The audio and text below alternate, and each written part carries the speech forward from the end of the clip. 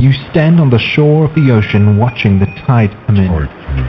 You sense the call of the sea beckoning to take you in further. You step forward little by little, not knowing what to expect, but expecting more. You keep going as the ocean pulls you to enter into deeper waters.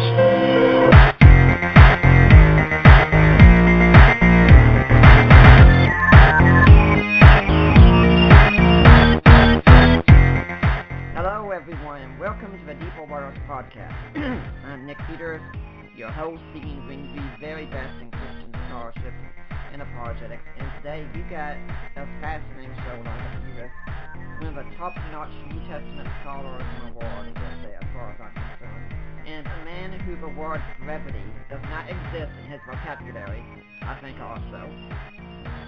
When I talk about it, I'm tempted to really say he grew up in Central City, and when a particle accelerator went and he got struck with a lightning bolt, he became the Flash, which is the only way I can start to explain how he writes so many books. But my guest is Craig Keener, a PhD from Duke University, and one of my own New Testament professors told me when he found out that I've interviewed Craig Keener. He said, yeah, I went to school with him. Most of us were convinced he already wrote his dissertation before he showed up. But he's the F.M. and Ada Thompson Professor of Biblical Studies at Asbury Theological Seminary. He's author of 17 books, 4 of which have won major awards, more than 70 academic articles, several booklets, and more than 150 popular-level articles. One of his books, the IVP Bible Background Commentary, New Testament, now in the 2nd edition, has sold more than 500,000 copies. His books include commentaries on Matthew, Romans, 1st and 2nd Corinthians, Revelation, a 2-volume commentary on John, and a 4-volume commentary on Acts, which we will be talking about today, plus a 2-volume work on miracles, works about the Spirit, ethnic reconciliation, women in ministry, divorce, and various other topics, such as everything. These include works published by Baker Academic, Cambridge, Eerdmans University, and Zondervan. Craig is also the New Testament editor for a forthcoming NIV Cultural Background Study Bible. He's the editor for the board of a Bulletin for Biblical Research and the formal program chair of the Institute for Biblical Research. He's co-editor of Michael Bird's The New Covenant Commentary Series and co-editor of Daniel Carroll R. of Global Voices, which includes interpretive contributions from readers from various cultures. Craig is married to Dr. Medine Masunga Keener, who was a refugee in our home country of Congo for 18 months. His blog site is www.craigkeener.com. Whew! Dr. Keener, welcome back to the Deeper Waters Podcast. It's great to be with you, Nick. Yeah, you were here back in 2013 for those interested to talk about your 2-volume work, Miracles, in which I consider landmark study. I mean, at this point now, I'd say if there was one work I think you'd especially be remembered for later on, it'd be Miracles. That work was an accident, really, yeah. But I enjoyed it. And it came about because of this Acts book, didn't it? Yeah, because you have people who say miracles don't happen, and that, people are just gullible, and where's the evidence? And so I just went and gathered some evidence, and it was going to be a footnote, but it grew into like over 1,000 pages. So there's so much more that could be written on it, but I'll let other people handle that. I'm back to work on commentaries. Yeah, I'm having a hard time thinking of a 1,000-page footnote right now. Yeah. Am I right, by the way, that my wife and I are secretly watching you on Tuesday nights when we watch The Flash? Oh. No. Okay. Well, Dr. Keener, in case my audience might not really know who you are, though, tell us a bit more about you from a personal standpoint. How did you get to be doing what you're doing? Well, it depends on whether you want the long version or the short version, but before my conversion, I had been an atheist. I was, I just dismissed Christians as stupid, partly because it seemed to me that 80% of the people in this country claimed to be Christians, but it didn't affect how they were living. And so I said, if I really believed in a God, I would give God everything I am and everything I have. But I was confronted with the gospel, and the Holy Spirit worked me over and converted me. The problem was that I was left with so many questions because, I had all these objections. And then also, the people who brought me the gospel were not too articulate in apologetics. I'm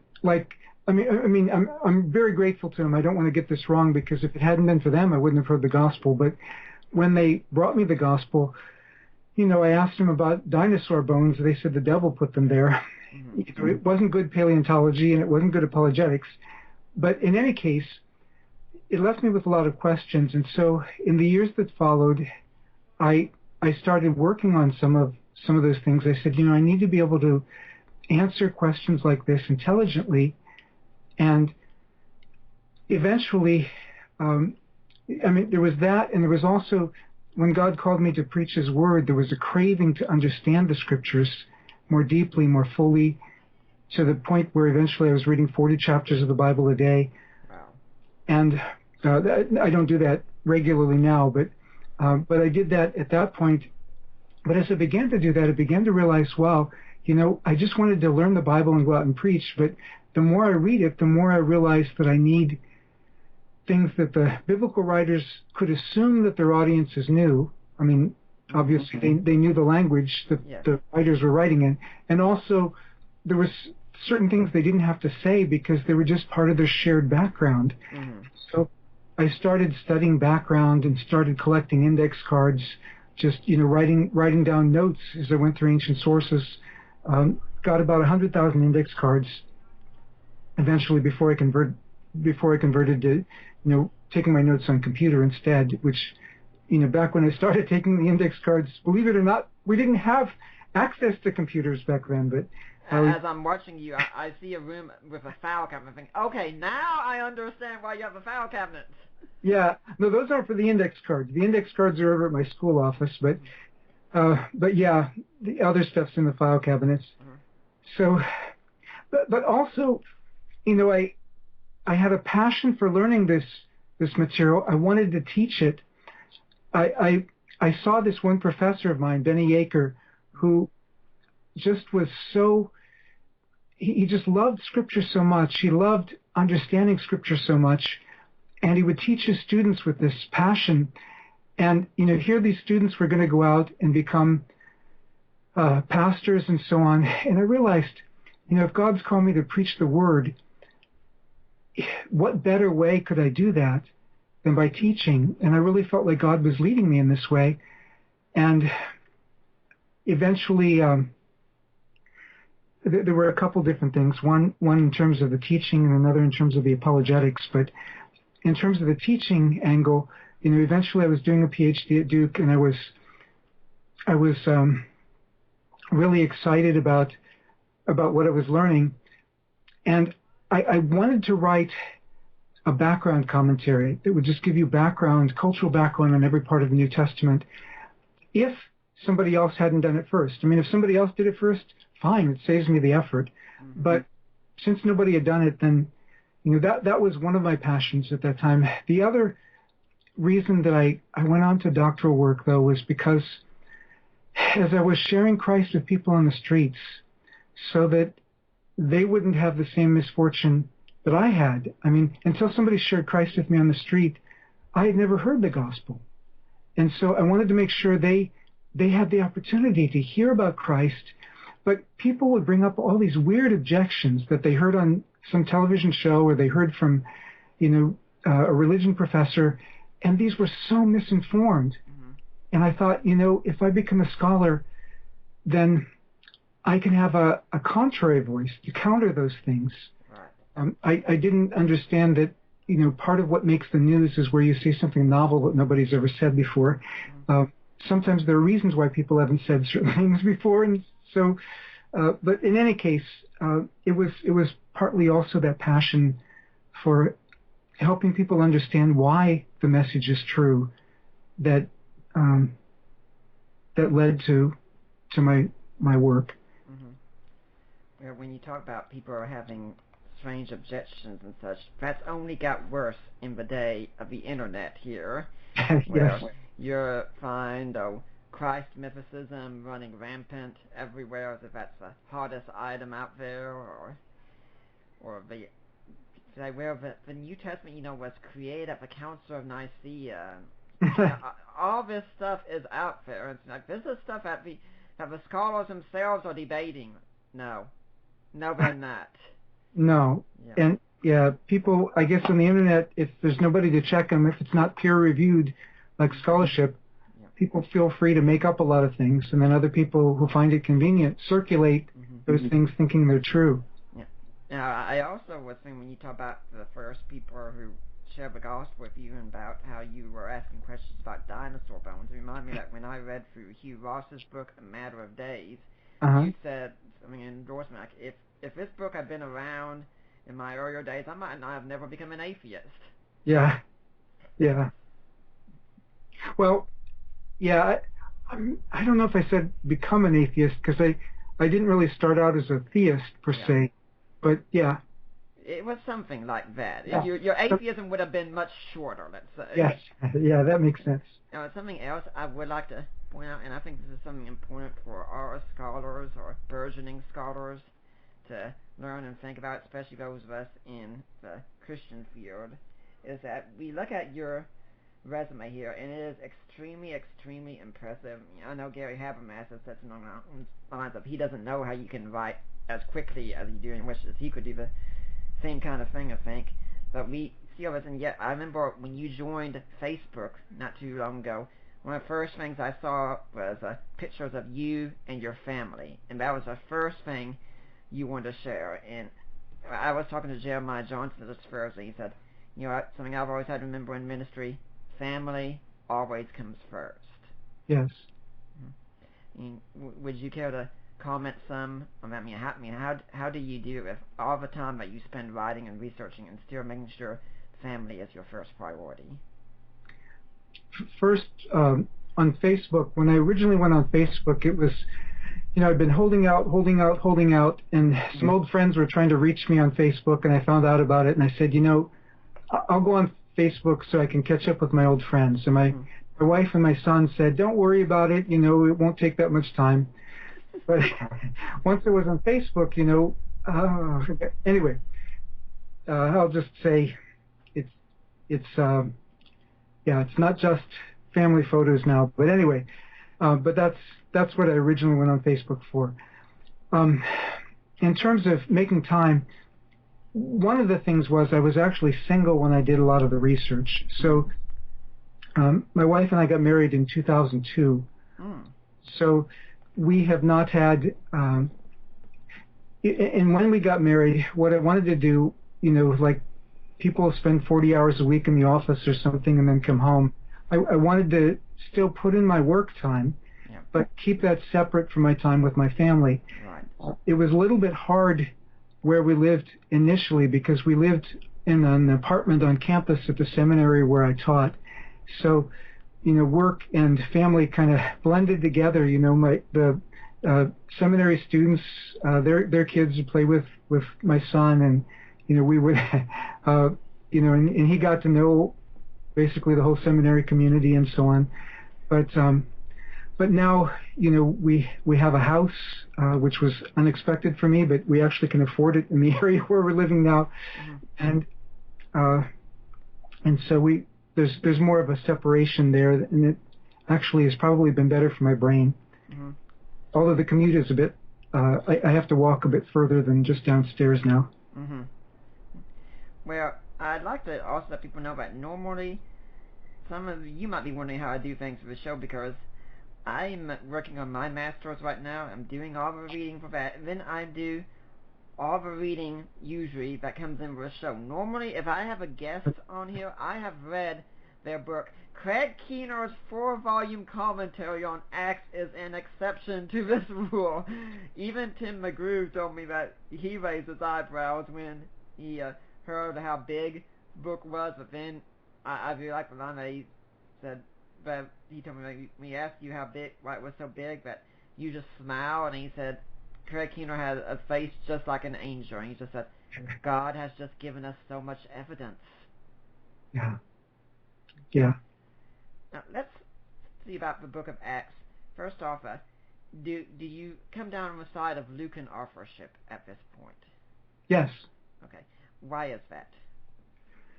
Well, the same person clearly wrote both volumes. There's very little debate about that. Mm-hmm. And in the second volume, there's a section, actually a couple sections, where the author says we. Right. Starting in 1610, going through chapter 20, the author says, starting in chapter 16 and ending in chapter 16, then picking up again in chapter 20, the author says we. And anywhere else in ancient literature where you find that, where it's a historical work, you find, we means we. It means I and whoever else was there. Mm-hmm. And the objections to that, I find, are the kind of objections that only people studying New Testament and isolated from the rest of studying the ancient world would say. I mean, I don't understand how we wouldn't do this with any other historical document from the ancient world. We would recognize we means the author was present. Mm-hmm. And the main objection that's been raised against that people say, well, we can't mean we because this author obviously didn't know Luke very well, because his theology that he presents for Paul is very different from Paul's theology.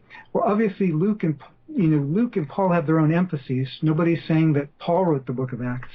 Yeah. But at the same time, the comparisons that are made are just there's one article a few decades ago by Philip Fehlhauer that is particularly cited in this, and the objections that he raises are not at all, I find, convincing.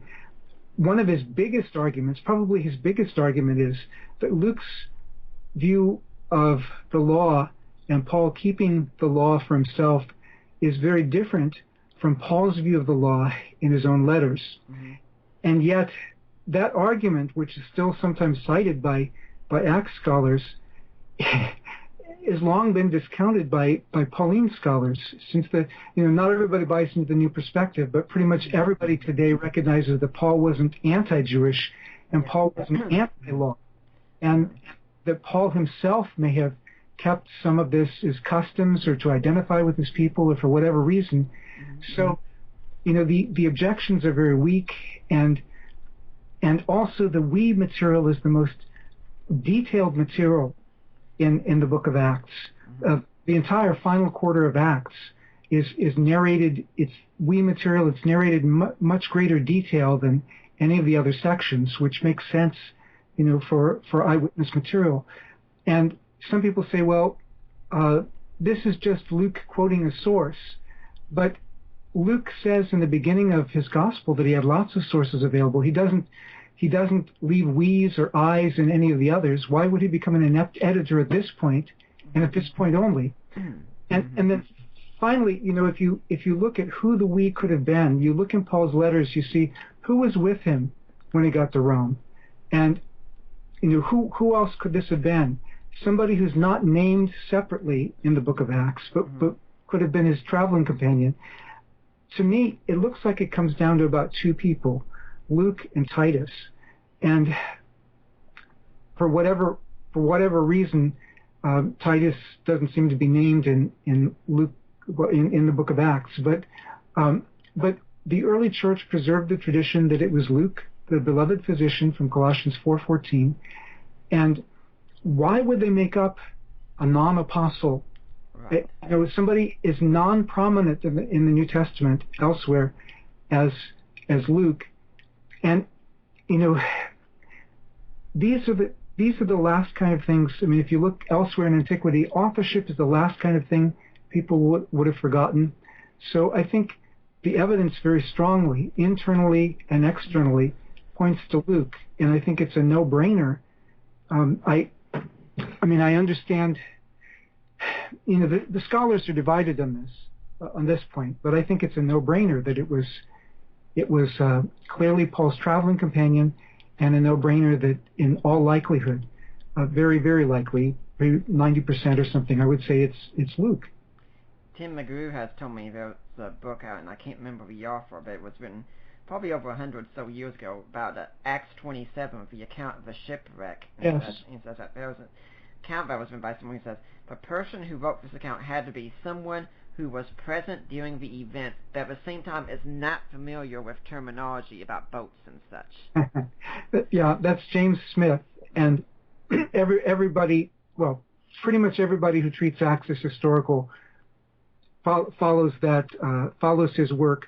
There's also been some newer work that's been done.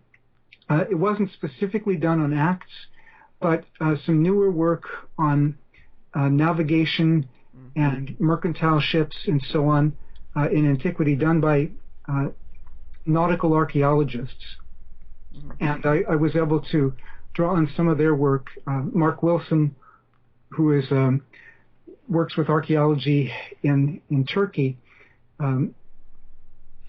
pointed me toward that material, and I have it cited in Acts 27. Mm-hmm. Now, when it comes to the authorship, and we have Luke's there down, but when did he write this? What's your idea for when Acts was written, and why do you date it that way? Dating of Gospels is only probably slightly easier than dating people. Back when I was single, I just didn't do that because it was just too hard. But anyway, but dating the Gospels and Acts, it's not as easy as like dating Paul's letters, because they're talking about things in the past rather than the present, so it's not always easy to figure out dates. In the case of Mark, the consensus dates are usually between 64 and 75, on average about 70. Most conservative scholars date Mark around 64. I think that fits the setting, but that's all open to debate. We don't have the same strong kind of evidence we have for some other things. But in the case of Luke's work, it's he draws on Mark. He corrects some of Mark's grammar, so obviously Luke is after Mark whenever we date Mark. Again, I date Mark around 64. But in the case of Acts, some people have said, well, because it doesn't end with Paul's death, then it must have been written before Paul's death. But then you could say, well, there are a lot of things that end before the Gospels and Acts. There are a lot of things that they could have narrated. So somebody, actually Richard Purvo, whom I think you were planning to ask me about later, but he makes a good point on this. For people to say, well, it doesn't talk about the year 70, or it doesn't talk about Paul's death. He says, well, here's this one writer who wrote after World War I, but he's narrating something in history that happened before World War I, and he never talks about World War I, so therefore he must have written before World War I. And he says that's not a good argument, and I would agree with that. Luke is not writing a biography of Paul per se. He's writing the history of early Christian mission. Mm-hmm. But having said that, I think there are other reasons to argue for an early date. Now, when I say early date, it's in contrast to what Dr. Purvo argues for a 2nd century date, and some other scholars argue for 2nd century date. The majority of scholars hold to a 1st century date, but since in the last 10 years, a number of scholars have moved to a 2nd century date based on some other arguments, based on not having early manuscripts of Luke, Acts, and so on. But my response is the final quarter of Acts seems to function, and I figured this out as I was working through Acts. I actually started the book not thinking this, but Acts final quarter seems to function apologetically for Paul. That is, it raises a defense, an explanation for why Paul is in Roman custody, and if you're dating it after Paul's death, for why Paul eventually died in Roman custody, although it ends with a happy precedent rather than with the sad news. And yet, the main charge against Paul in Acts 24, I believe it's verse 5, is that he stirs up sedition. he causes riots. Now, that was a capital charge in the Roman Empire, and that was something pretty much everybody looked down upon. Why would Luke report all these riots in the book of Acts that happened in places where Paul preached? All these mob scenes where Paul preached. Why would he record that if he's writing an apologetic for Paul? You know, if it were generations later, he wouldn't have to record that. But if it's within living memory of when these events happened, there are still people in Ephesus who remember the riots. There's still people in Jerusalem, well, probably not Jerusalem, but still people in other places where the riots occurred. Philippi or at Corinth, there was a mob scene. There wasn't actually a full-fledged riot, but we just have a number of these going through the book of Acts, and it seems to me that Luke has to explain these, show why Paul was innocent, rather than simply saying Paul was innocent because there was still living memory of these riots. Also, the historical details are so good that Luke would have to have either a very good source or have been there to interview witnesses himself. And if you look at what Luke says in Luke chapter 1, and if you take the we as being an eyewitness, which I do, I think that's the only way that you would take it if you're reading it like other ancient historiography. You know, it's got to be first century. And I think that there's enough of the vividness there. I would date it earlier. I date it in the early 70s, but again, that's all debated. Now, you talked about Richard Purvo. He's come out with an interesting theory on the Book of Acts that's more along the lines of sort of like a romantic fiction, as it were. Could you explain what his theory is and what exactly you think the problem with it is? Sure. Now, in saying this, I do want to preface this by saying I respect Richard's knowledge of ancient novels, and I appreciate his knowledge of that. He's a great scholar on that and making comparisons with Acts. But some of the comparisons, like for instance, he says, well, novels are entertaining. They have action scenes. They have adventures. So does Acts. That's true. But if you read ancient historiography, you'll find the same thing. If you read ancient biography, you'll find the same thing. Ancient writers, more than many of us today, actually wanted their works to be interesting to their audiences. And so, you know, and in terms of adventures, well, you know, sure, the book of Acts includes lots of Paul's adventures, but if you read the list of his sufferings in 2 Corinthians chapter 11, around verses 23 through 28 or so, 29, well, actually, you go on from being let down from a basket from the wall, that would, you know, going on through 32. If you read 2 Corinthians 11, Paul was in so many adventures, so many sufferings. Acts doesn't narrate half of them. So Luke is not making up adventures for Paul. He's actually being very selective in what he reports. The kinds of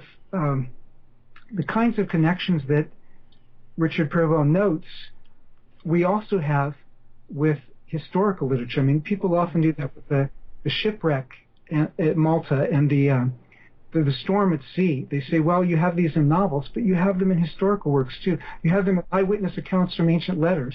Yeah, it's all over the place.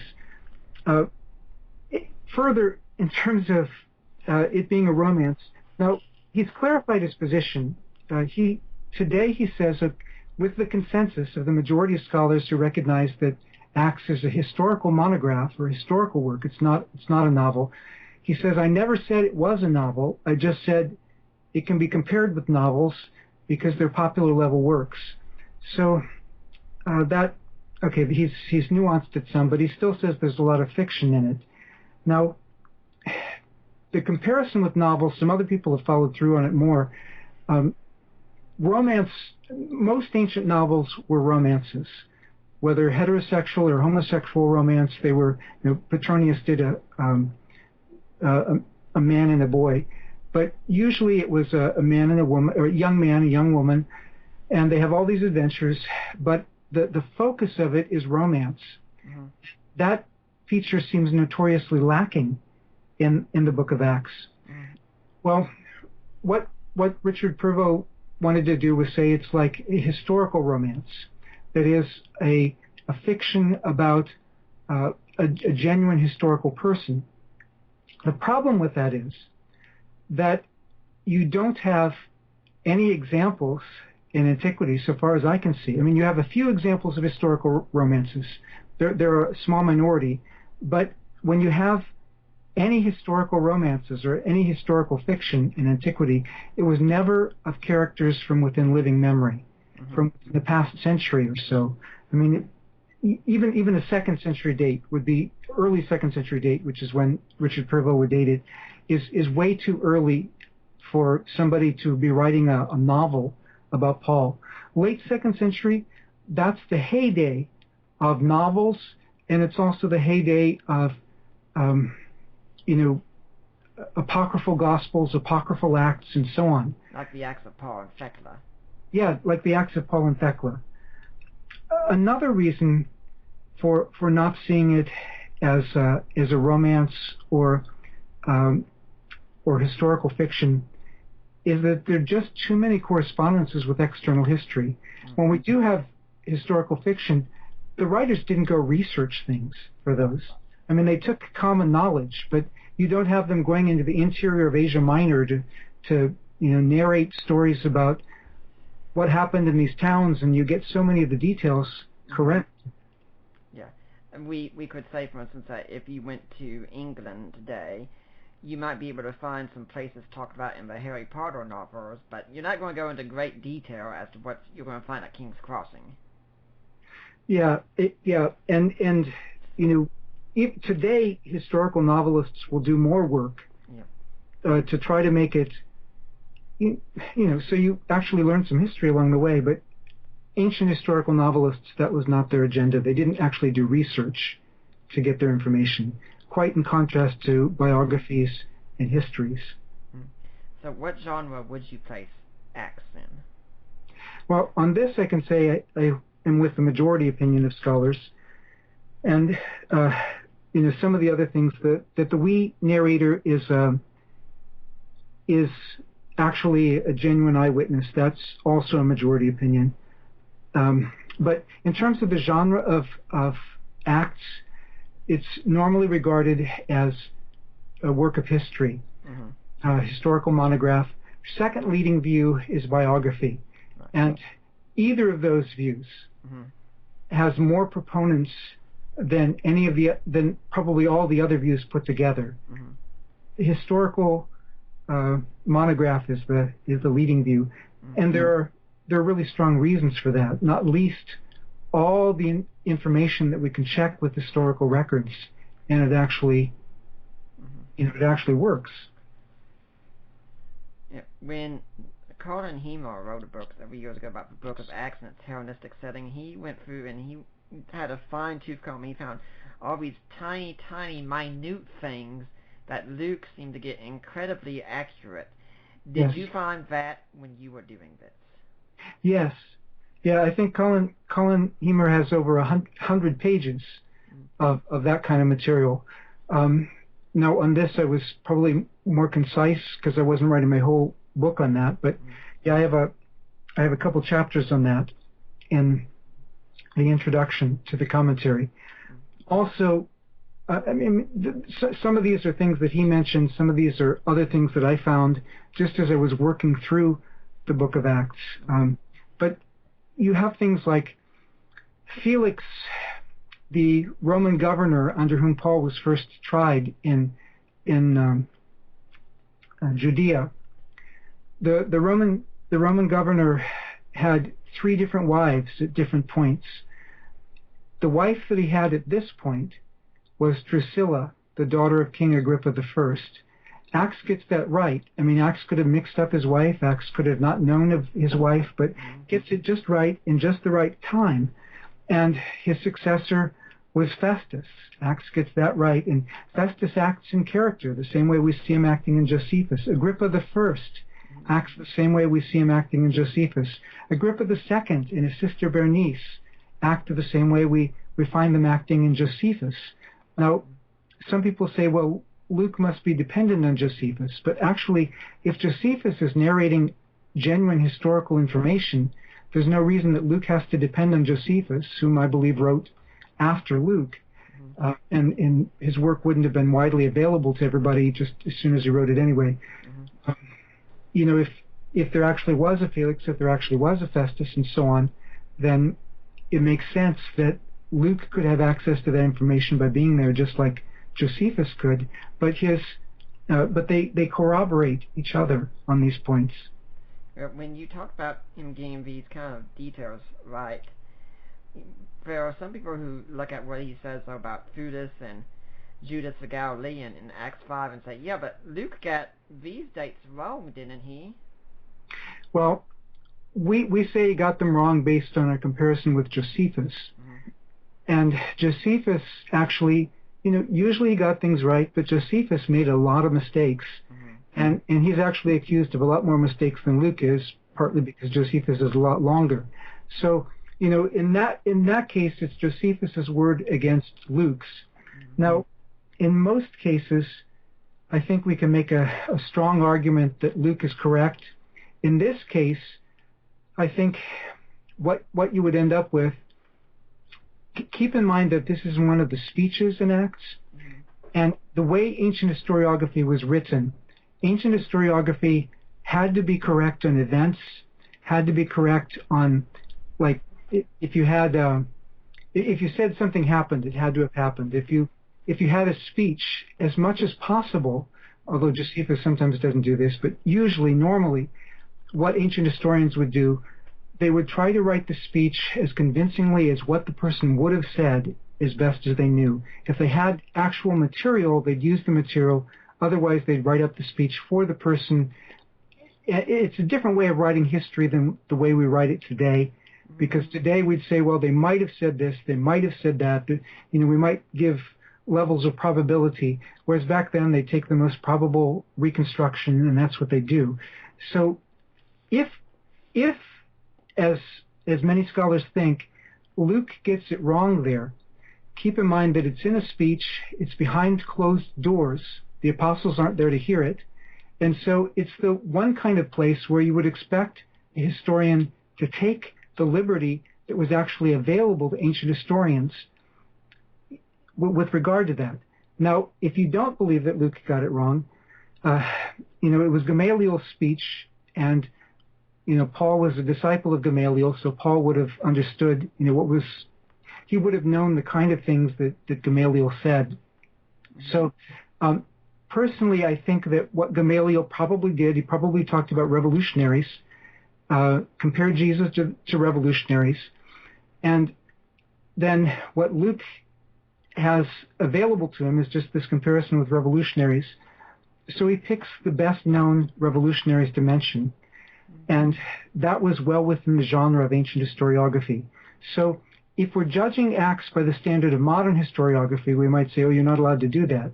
If we're judging Acts by the genre that then existed, well, Luke actually was one of the most accurate among ancient historians. I would say his accuracy is comparable to Suetonius or Tacitus. Well, when you talk about Josephus, I'd like to read some from a favorite of the internet atheists, and that's Richard Carrier. Not sure if you're familiar. You're laughing, so I'm guessing you're familiar with him right now. Well, I've heard of him. I actually cited him once in the commentary where I thought he made a good point, and so I cited him there. But yeah, go. This is where he starts with his chapter on the evidence of Acts in his book on the history of Jesus, while we might have reason for doubt, and I'm going to leave out stuff in parentheses for the most part. It says, the book of Acts has been all but discredited as a work of apologetic historical fiction, which points to Purvo. Nevertheless, its author, he's got in parentheses, traditionally Luke, may have derived... By the way, he's exaggerating Purvo. Yeah. May have derived some of its material or ideas from earlier traditions, written or but the latter would still be extremely unreliable and wholly unverifiable. Thus, our best hope is to posit some written sources, even though their reliability would be almost as hard to verify, especially, again, as we don't have them. So we cannot distinguish what they actually said from what Luke added, left out, or changed. Then he says this, which what you said about mine. But that project has not gone where. Really only one underlying historical source has been confirmed with any probability, and that's Josephus, who said nothing about Christ or Christianity. Luke simply used him for background material. What do you think about that? I think that's taking the most skeptical reading possible and then exaggerating it even further. In terms of Luke using Josephus, the one place that those scholars who think that Luke used Josephus and therefore date him after 90, the one place that they are sure that Luke used Josephus is the point about Theudas, which, as we noted, is a place where he actually disagrees with him. So why would we say that Luke is dependent on Josephus for this if Luke actually says something quite different from what Josephus says? I mean, in terms of the sequence and the date of Theudas. Further, I should have taken these one by one, because being an absent-minded professor, the things slip from my memory which things to respond to, because there's just so many of them there. But yeah, I don't think that's a very strong argument at all. Do you want me to repeat anything here? Or? Sure. Repeat whichever ones you want me to respond to. Well, first off, I'm sure you necessarily agree, and so do most scholars today, that Acts has been all but discredited as a work of apologetic historical fiction. That's nonsense. Actually, the majority of Acts scholars think that Acts is a work of ancient historiography. And, Richard Purvo in his most recent work seems to kind of go both ways. It's historical fiction, but it's history, but he wants historical fiction to be history. Really, I see them as quite separate genres. But again, ancient historiography was not written the way modern historiography is. I mean, you could flesh out scenes, you could flesh out speeches, and so on, to try to achieve the greatest verisimilitude. Because if you just say, the person said this, and you summarize it, that's not verisimilitude. So they try to make it the most like the way it happened. That was just the way they wrote back then. But we should note that even in that case, most of these historians, they have these long speeches. Luke's speeches are concise. They're not long like these speeches in other histories. Now, that may be partly because he's writing a monograph, he's doing it in one volume, but it means that Luke didn't expand the sources the same way that some others did. And anyway, but most scholars do think that Luke is a work of ancient historiography. Now, I think we would agree that he probably did use some written and oral sources, because he used written sources for his gospel. Yes. But when it comes to the oral sources, I mean, Carrier tells us those would have been completely unreliable and unverifiable. Well, that's not a very good argument. In Luke chapter 1, Luke tells us that many had undertaken to write about these things. And he also talks about the oral tradition that was passed on by the eyewitnesses. Now, the normal way that a historian would work was to go consult eyewitnesses or consult whoever was closest to the matters. And if the we narrative shows us that Luke was indeed present, I mean, part of the time that Luke was present was up to 2 years in Judea. From Acts 24:27, Paul spends up to 2 years in Judea. The we has been with him up until his arrest in Jerusalem, and then the we is still with him when he leaves Caesarea in the voyage ultimately to Rome in Acts chapter 27. So the up to 2 years that are spent in Caesarea, Luke was still there. So Luke had plenty of time to talk with eyewitnesses for his gospel. And as for the book of Acts, I mean, one of the people he met was Mnason, an old disciple, in Acts chapter 21. He also met Philip, the evangelist, in Acts 21. And he's also got Paul as a source. I mean, he spent all this time with Paul. Obviously, he's going to know some of the things about the early church. When we look at ancient biographies and ancient historiography, finding something within a generation of the writer is fairly rare. Often they're writing about people several generations before or even more. And the historians themselves will admit that their information is better for the most recent material than it is for the older material. And they'll talk about how they checked with eyewitnesses. Often they'll also talk about various written works that were already written contemporary with the time. So, to take Luke as his sources, his oral sources, as unreliable. I mean, again, if this is the we narrator, and if he's writing, well, depending on the date you give it, the majority of scholars have dated Luke between 70 and 90. That was Purvot's estimate before he wrote his book. I think more argue for second century now, but when he first wrote his book, in his summary of majority views, it was the majority were between 70 and 90, second leading view was in the 60s, third leading view was in the 90s, and the smallest view was in the second century. So if we're looking at between 70 and 90, and we're looking at the time that Luke was alive, and Luke had access to eyewitnesses. These are eyewitnesses who've had the chance to rehearse these things. These are very important events in their lives. And the early Christian movement was very much into preaching and into testimony. So these are things. I mean, I remember things from 40 years ago. I'm 55 right now. I remember things from when I was 15. Some of them in great detail, like my conversion. Things that are very important and things that I've recited over and over. Of course, I'm going to remember those things. I'd say the same kind of thing, except I'm 35, so it'd be very hard to remember things from 40 years ago. But I did just start writing a work that's a bit autobiographical, and there are a lot of things you do remember when you look back and such. Now, something else that Carrier says I see later on is that he does think another source that we have for Acts, and he gets this from Dennis MacDonald, is Homer. That the stories in Acts or Homer reworked, and it looks like you're laughing there a little bit again. What are you thinking right now? Well, I love Dennis MacDonald because both he and Richard Purvo are very creative. They don't just say things that people have said before. But almost nobody, except some of Dennis MacDonald's students, actually agrees with Dennis MacDonald on that. Now, as Richard Hayes at Duke pointed out one time in a discussion between them, he says, look, we've got all these marked citations, these citations specifically from the Old Testament that are labeled as such, that are direct quotes. That seems to be the primary source. We don't have any case of that with Homer. We do have a few Greek allusions to Greek poets, like in Acts 17:28. And I find convincing an allusion to Socrates in Acts 17:19, and some allusions to Euripides' Bacchus. I find those, and a lot of scholars find those. But those are like kind of nodding, tipping his Luke's Greek audience off to the fact. Well, yeah, this in a Greek context. This is what the Lord does that's even greater than what you've heard about these other things.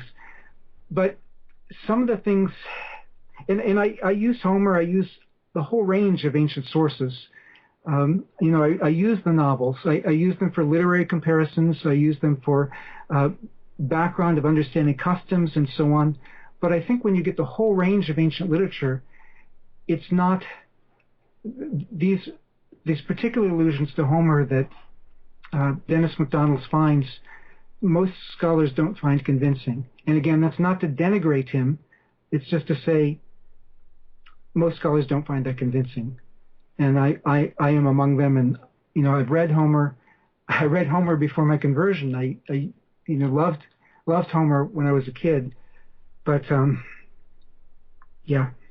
So I'm guessing you think most of these parallels I see, and probably some kinds that you see in his work on Homeric epics and the Gospel of Mark, are really forced and strange, kind of making the text say what you want it to mean so it can fit an idea. Yeah, and you can understand why he would be looking for Homeric allusions, because that was the most widely read work in Greek antiquity. I mean, the Greeks read that more than anything else. But Luke is still writing to people for whom the Bible, the Old Testament, is their primary canon. Homer is not. So, you know, it wouldn't bother me if we did find some allusions to Homer, because you can write something in such a way, you're recounting what happens, but you write it in such a way that it relates to something else. You know, you kind of tip the reader off with a literary allusion, and they nod their head and say, "Oh yeah, I got that." But I just don't see the particular ones that he makes normally. Yeah, N.T. Wright once even said something along the lines that Homer was kind of the Old Testament for the ancient world. It was yeah. If the Greeks had a canon, Homer would have been the canon for them. Now, when we go through the Book of Acts, one of our favorite stories that Christians can like to read about is the appearance to Paul on the Damascus Road. I hesitate to call it a conversion experience, because there are some troubling statements about some refer to the call of Paul, for instance. But the problem is, when we look at this account, we have 3 of them, and they all seem very, very different. I mean, is this a problem that the account of Acts is contradicting itself, or what?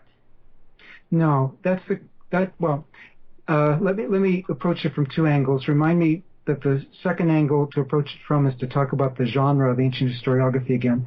Okay. But the first point, I mean, the wording, the direct quotes are almost the same. Another issue is that ancient writers often would recount something that was very important multiple times. They'd often leave out certain details in one of the recounting's so that they could, that they knew they were going to recount again later. So you would read them in a complementary way. The other, the genre of ancient historiography, remember, they did have some freedom to fill in some details, and so you can have the writers using that kind of freedom in something like this. The fact that Luke has these differences shows us just, he's writing this kind of historiography. The same with the closing of Luke chapter 24, the beginning of Acts chapter 1. Luke is not hiding this. This is just the way Luke writes, like an ancient historian writes. He's got certain liberties in how he tells the story. Now, some of the things that people see as contradictions, it's just, one account includes more than the other. For example, it's only in Acts 26 that Paul recounts that Jesus said, you're kicking against the goads.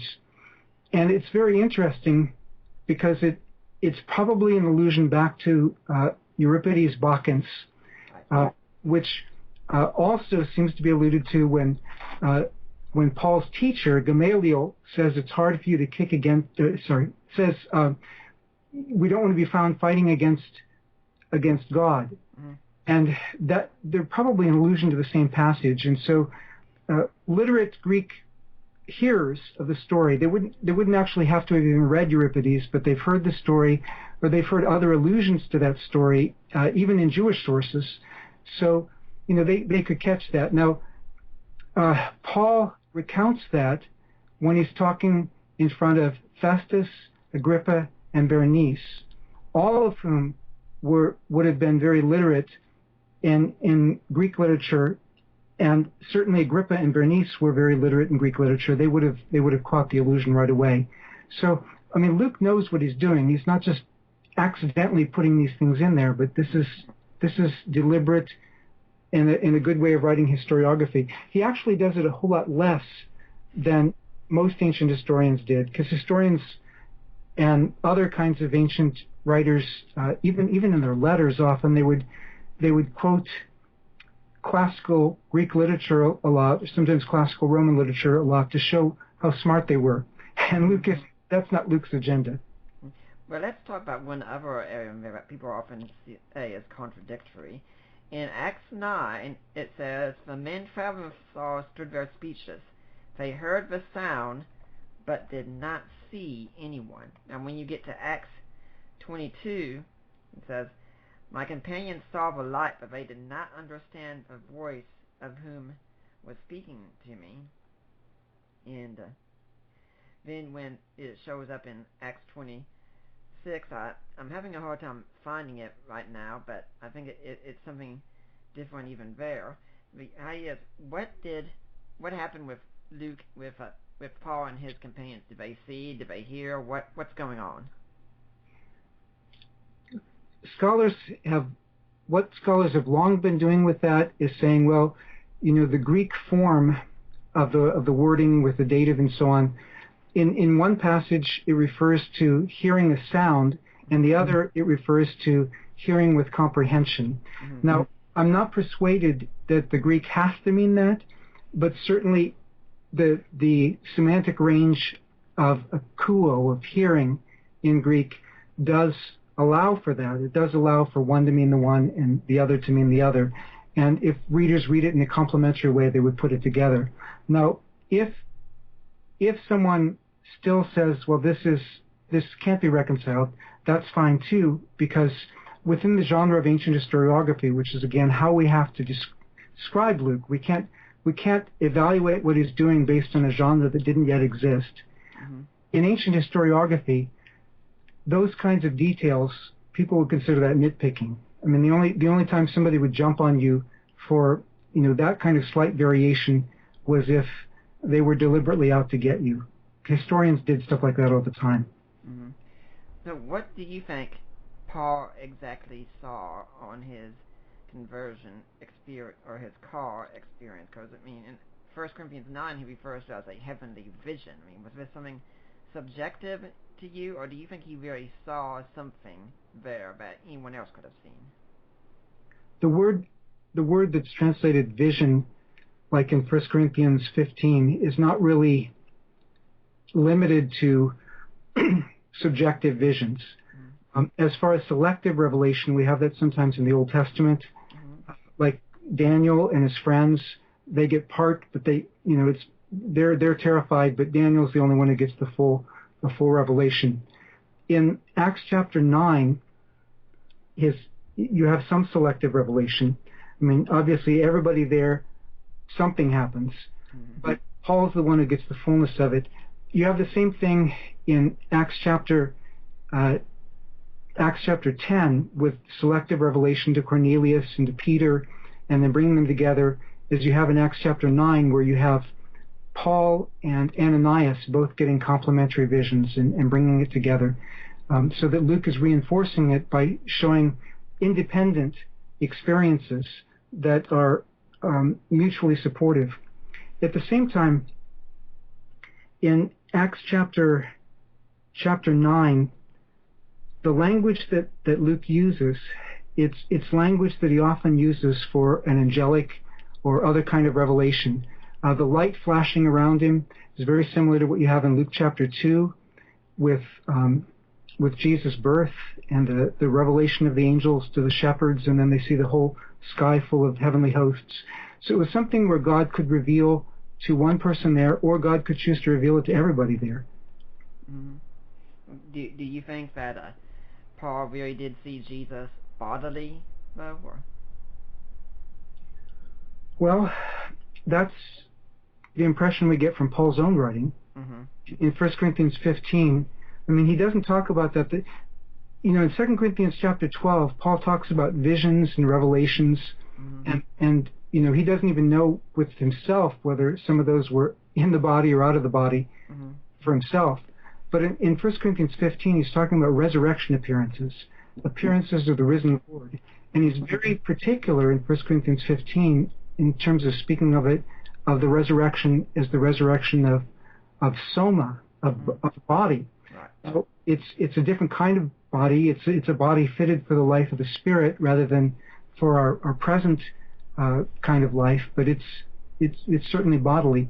So Paul's own writings actually convince us that he saw Jesus bodily, and that this was unusual. We could point to Robert Gundry's work, for instance, on the use of soma, which has been foundational to show that this would have been seen as a physical body for Paul. Yeah. And Mike Licona has done a lot of work on this in his book on the resurrection of Jesus, around page 400 or so. And he did the study of physical or spiritual, and says, yeah, this is bodily. Yes. Well, I'd like to remind everyone that you're listening to the Deeper Waters podcast. Right now, I've got Dr. Craig Keener with me. He's talking about the Book of Acts and his 4-volume commentary on the series.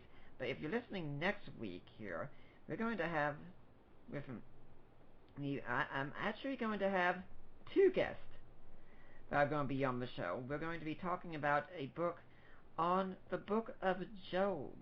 This is a really interesting book to read, and I know when I was going through some times of suffering in my life, I somehow thought, you should read the Book of Job. Well, maybe that wasn't the best idea. Maybe I should have been reading other books instead, because we're going to be talking about that book. And the book is called simply How to Read Job. I found it to be a very eye-opening look at the Book of Job. And I'm going to have 2 guests that are going to be on to talk about that. One of them is Dr. Tremper Longman.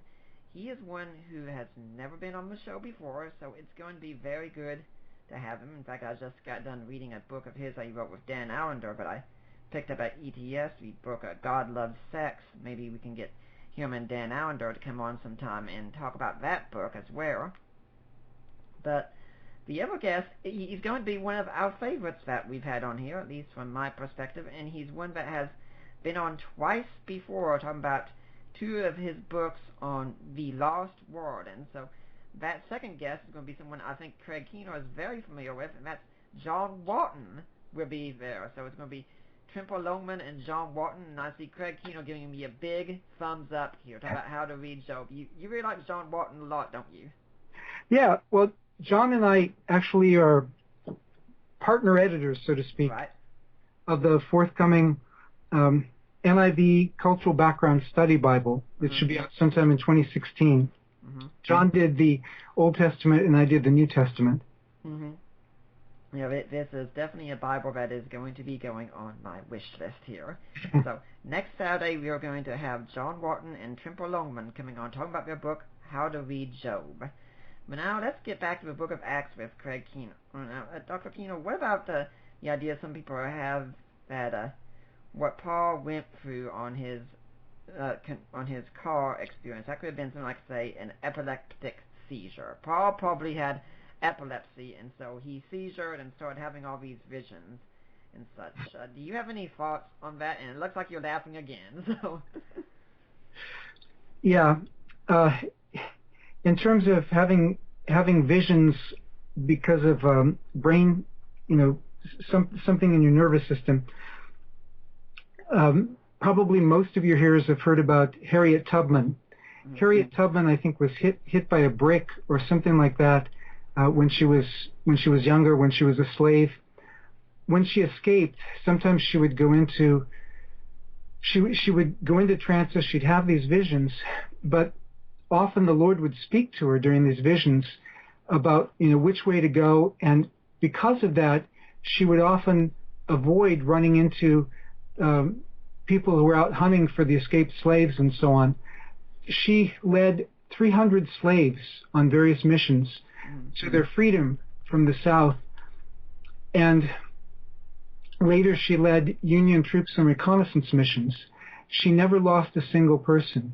I mean, you read about that in the Bible where, they have these battles and they didn't lose anybody, and you say, it can't happen. Well, it happened with Harriet Tubman. It was partly because of these visions, and hey, so what if a hit on her head affected that? But in any case, the things that Paul had revealed to him, I mean, again, in Acts chapter 9, you have an independent corroboration with Ananias, where he also gets a vision telling him that Paul has had this encounter.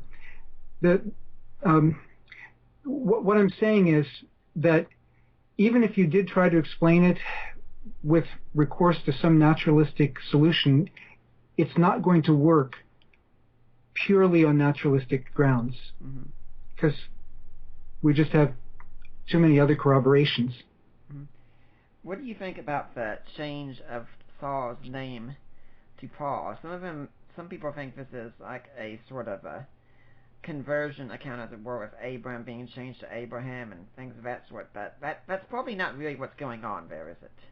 No, because his name starts being named as Paul in Acts 13:9. Mm-hmm. So it's, chapters after his conversion, many years after his conversion.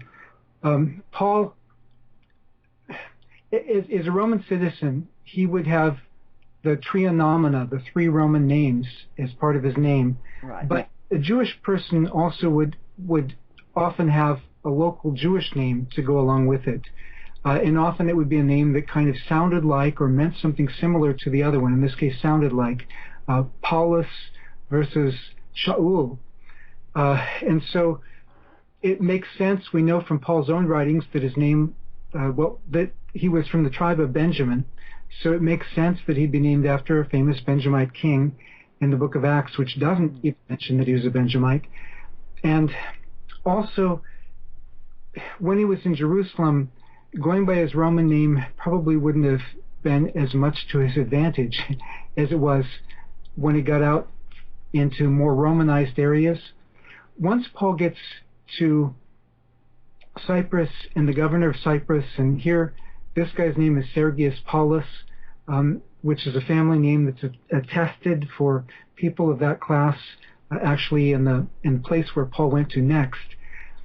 Paul starts going by his Roman name because he's in an area where it makes more sense. He's going to be trying to reach Gentiles, which is what God called him to do earlier. So it doesn't have to do with his conversion. Rather, it has to do with him contextualizing to reach a different group of people. I've even heard that one of the names that he would have, since it would be a three-part name, that would have been the most important name he would have had, that would have given him the highest honor.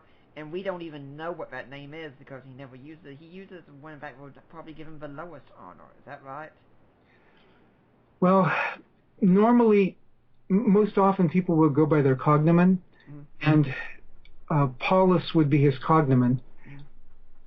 In the other cases we know of people with that name, they were Roman citizens, and especially when they were, if they were Jewish, they would go by their cognomen. So I think it's just the normal name he would go by.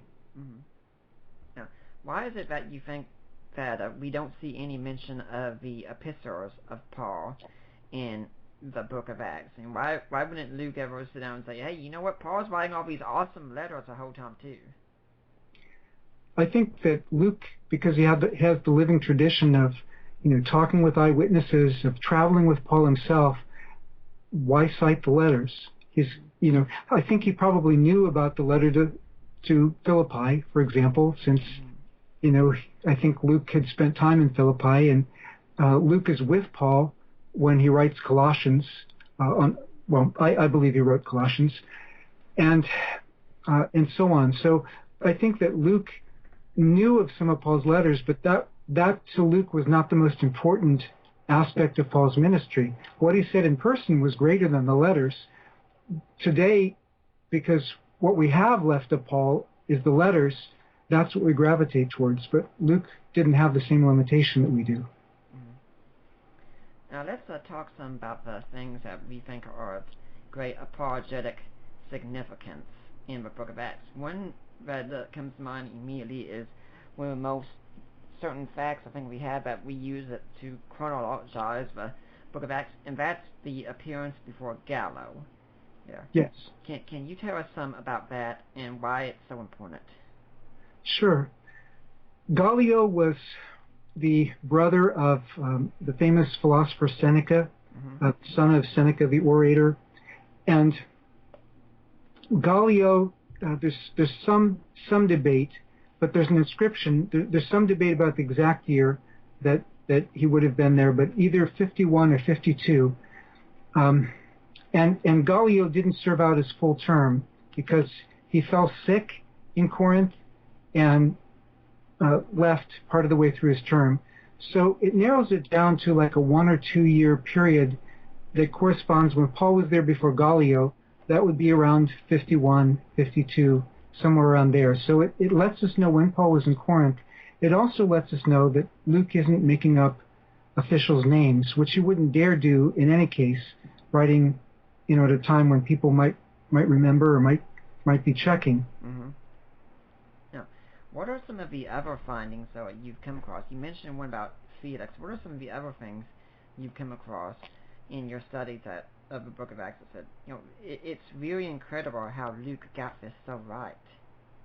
Yeah. I could list so many things.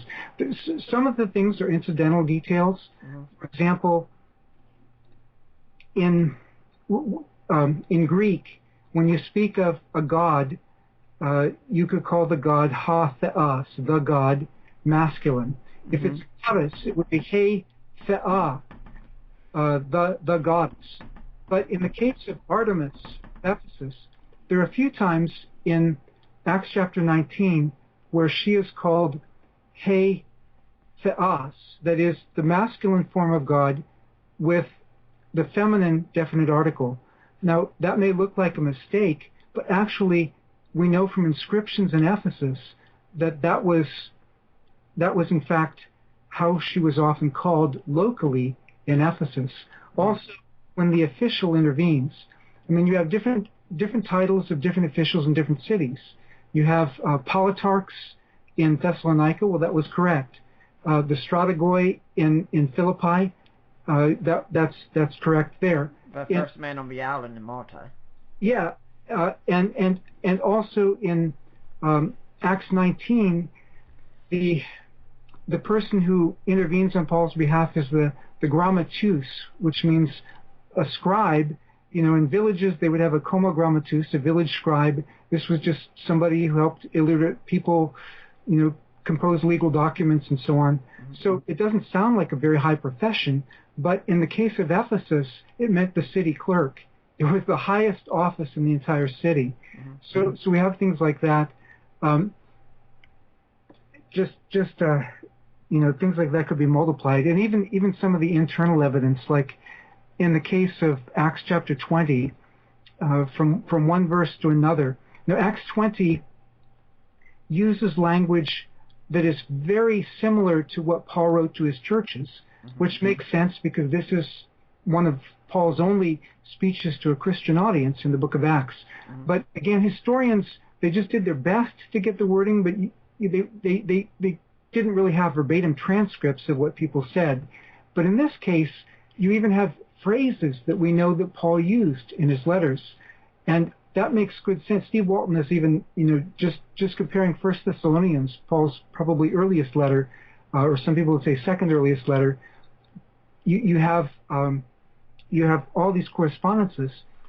Well, that makes sense because it's a speech in the we narrative. It's where Luke actually heard him give this speech, and also it's interesting from one verse to another. You have different Old Testament allusions that Luke doesn't spell out, but they're in sequence from one chapter of Ezekiel to the next, from Ezekiel 33, and then the next verse he's citing Ezekiel 34. So it's like, if you go back and you look at it, it's like, oh, Paul was probably expounding this text. Luke is giving us a summary. He doesn't tell us all this, but you can sometimes see the connections behind it. You have that in some other places as well. When you made the reference about what was going on in Ephesus and the riots, and you talk about the city clerk coming forward, actually the persons I thought you were going to be talking about are ones that I think we used to say we have no record of their existence, and now we've found some archaeological findings that point them, and those are the Asiarchs that Paul knew. We've known of Asiarchs for a long time. I remember an article actually written in the early 1900s about the Asiarchs, but we have a lot more information about the Asiarchs now than we did back then. Mm-hmm. And the Asiarchs were known as, these were the leading officials of Asia. It was an office that was normally filled by the elite members of the province. Early on, like in the early 1900s, scholars thought that these were the priests of the emperor cult. And it's been shown in more recent decades that they weren't necessarily that, but some of them were, but not all of them were. So, you see these people are friends of Paul. What does that mean in Acts 19:31? They are friends, probably in the common Greek and Roman sense of being his patrons or his sponsors. It was considered a noble activity to donate to civic causes.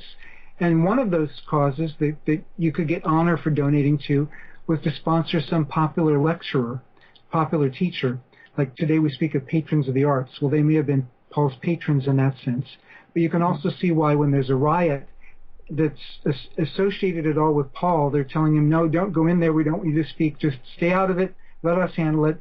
And they put forward somebody from their own social class. They work behind the scenes, and the grammatus, the city clerk, comes out and points out that this is an unlawful assembly, and just my mind is going faster than my mouth can go, so I better just stop. I understand that all too well. You've mentioned about Paul being a Roman citizen.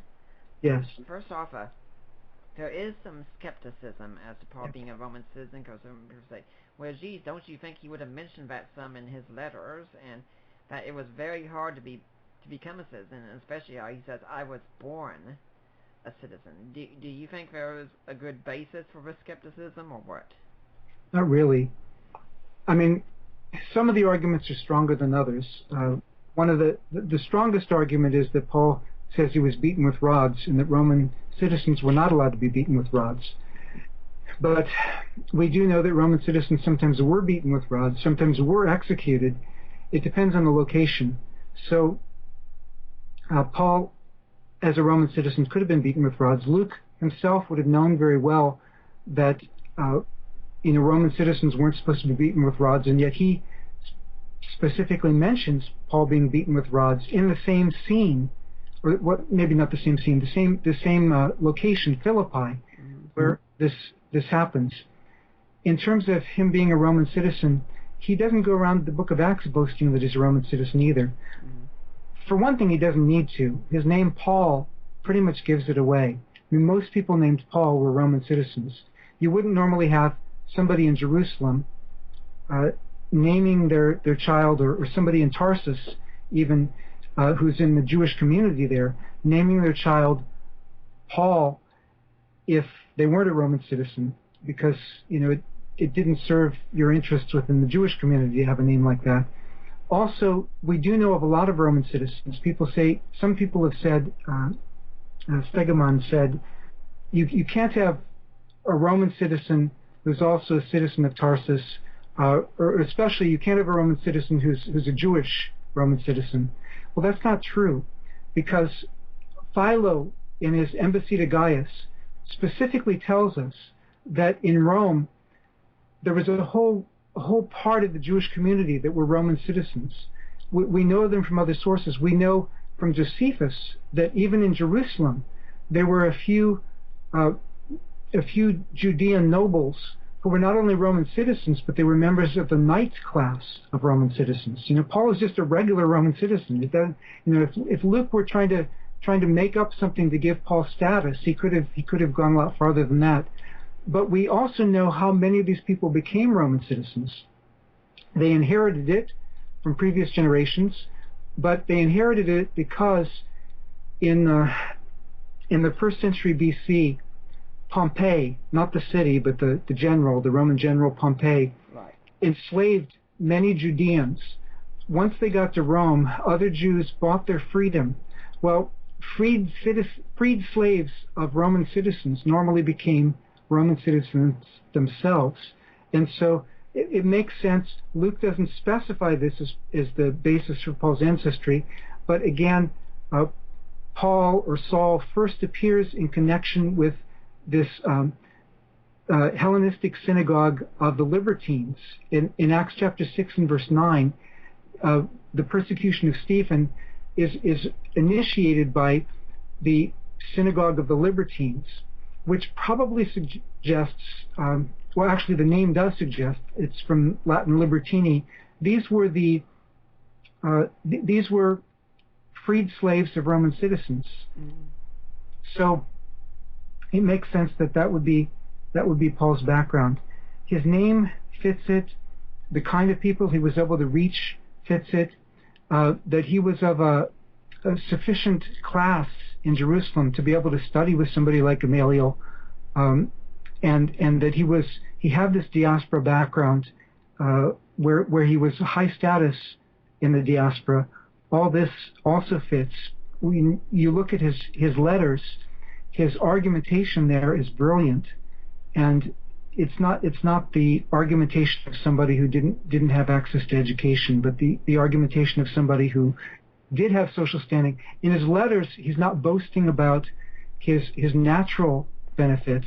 In fact, the only time where he really boasts about his natural benefits at any length is in Philippians 3, and there he's boasting about his Jewish natural benefits.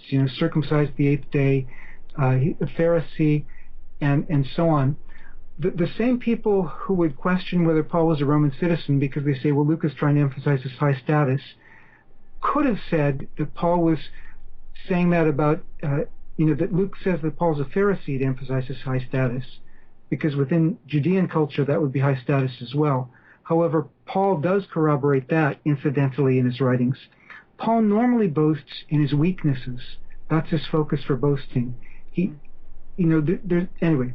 it's probably enough on that. But.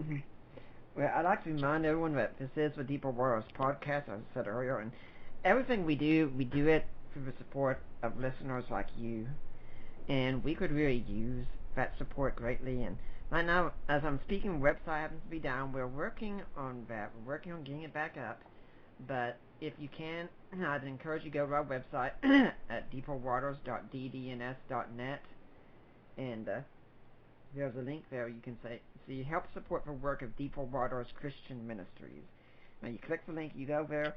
That will take you to the ministry of my in-laws, Mike and Debbie Lacona, the Risen Jesus Ministries. You've gone to the right place. You make your donation there, and then you contact me or Mike or Debbie and say, hey, I made a donation. I want to go to Nick Peters. I want to go to Deeper Waters. And we're going to make sure that we get your donation, and it will be tax deductible. And I'd also like to let you all know that Mike is actually looking to get me on board with his team there as a paid member of the Risen Jesus staff. And in order to do this, they have had a matching grant set up by the chairman of their board until the end of the year. And if you're wanting the end of the year giving with a tax deduction bonus, right now is the time to do it. And in fact, it could be more beneficial for you to make a donation to Risen Jesus and to make it to us directly, so you can help match this $20,000 a year. And when this gets matched, it will make it very easy for Allie and I to get to come down to Atlanta as soon as we can. Jump on board. Mike and I are already discussing ideas of what we'd like to do. I've bounced a few off of him. He mainly wants me to come on to be a social media expert in some ways, to do the internet side of what they do at Risen Jesus. Now, if you're concerned that this will interfere with a podcast, what they've already told me is if you come on board, we want you to keep doing your blog 5 days a week like you've been doing, and do your podcast every Saturday. Oh, darn, I guess I have to. Oh, well. We're thinking of even more things, like maybe making quick 2-minute videos, things of that sort and such. This would be a great opportunity for us. And remember, until the end of the year, $20,000 matching grant. So everything you give until it reaches the 20,000 point, it will be matched dollar for dollar. Now, I'd also like to encourage you that a lot of you I met at ETS and at the conference afterwards, where Craig Keener did in fact speak on stories of demons and such, and that's an interesting topic in itself. A lot of it can be found in his book Miracles. A lot of you I got to meet, put up pictures, things of that sort, and I've asked if you can go on iTunes and write a review of the Deeper Waters podcast. And even if I didn't see you at ETS, please go and write a review anyway, because I really love seeing those reviews. It makes my day to hear how well the podcast is being received, how much many of you like it. Now, you can also buy books on Amazon to support us. I've co-written some books like Defining an Inerrancy and Groundless. And I've written a book, A Creed for the Ages, a look at the Apostles' Creed in today's Christian. And in fact, Jeremiah Johnston has made a suggestion to me, and I've started working on a book on my experience growing up in the Asperger's community and how that has affected me in ministry and what the church can be doing to help people with Asperger's, because this is really something that the church just doesn't do a lot of work with mental illness, unfortunately, and it's we need to do. And by the way, when I say mental illness, I want to be clear on something.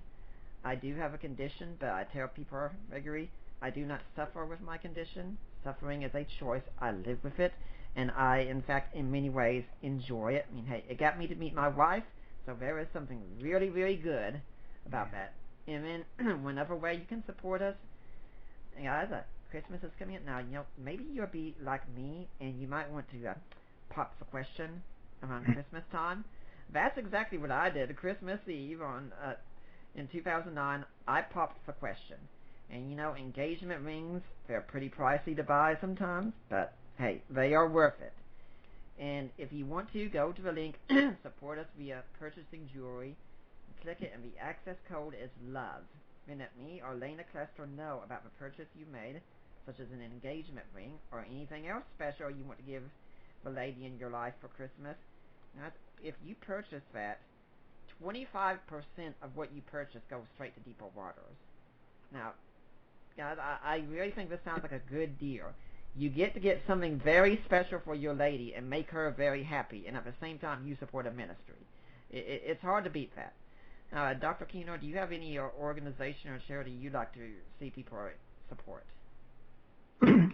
Sure. I think World Vision is a great place to invest because of how they're meeting needs around the world. I get so many requests for resources because, you know, I have so many friends in parts of the world where resources are very limited, and there's no way I can, you know, it's just too much to keep up with. But World Vision has the logistical infrastructure to be able to get funds to people where they need it, to work for economic development and so on. And it's a Christian organization.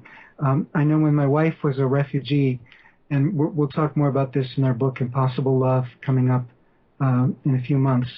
But when she was a refugee, the people who helped in her country, once the war stopped, during the war nobody could get in, but once the war stopped, were Doctors Without Borders and the International Red Cross. And I am grateful to Doctors Without Borders and the International Red Cross for that. But with World Vision, you also have the additional of Christian Witness too. Now, this is at worldvision.org, right? I assume so.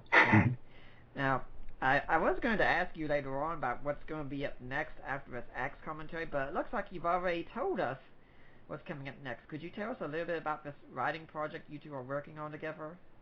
Sure. Actually, I've got like 4 books coming out in 2016, if they're all on schedule. I'm returning to the Flash theory right now. No, well, that doesn't mean they were all written in 1 year. It just means, you know, for a few years it looked like I wasn't producing anything. But anyway, the one book I already mentioned was the Cultural Background Study Bible, and I think that's useful. For some people, obviously, the 4-volume Acts commentary will be too much for a lot of people. But if you just want the background material, it's summarized in the revised version of my background commentary. And if you want it in its most concise form, Old Testament and New Testament background, I haven't read the Old Testament part, but of this study Bible, because, you know, we're each editing our own part right now, but I plan to read it once it comes out. But anyway, that includes a summary of background for the whole New Testament, and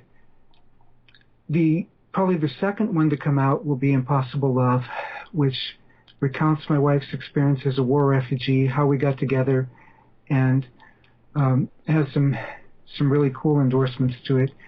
And then the third one, again, if they're in order, is a book called The Mind of the Spirit. It deals with the issue of reason and the theme of thinking in Paul's letters, like the renewing of the mind of Christ, the mind of the Spirit, set your mind on these things, and so on.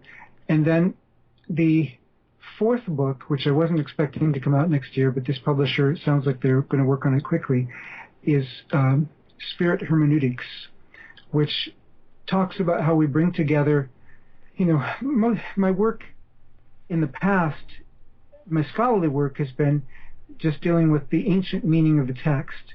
But of course, when I preach, I'm not just dealing with the ancient meaning, but I'm explaining it for how it's relevant for today, which I think the ancient meaning helps us to understand it more concretely. But how do you go from one to the other? How do you balance the two?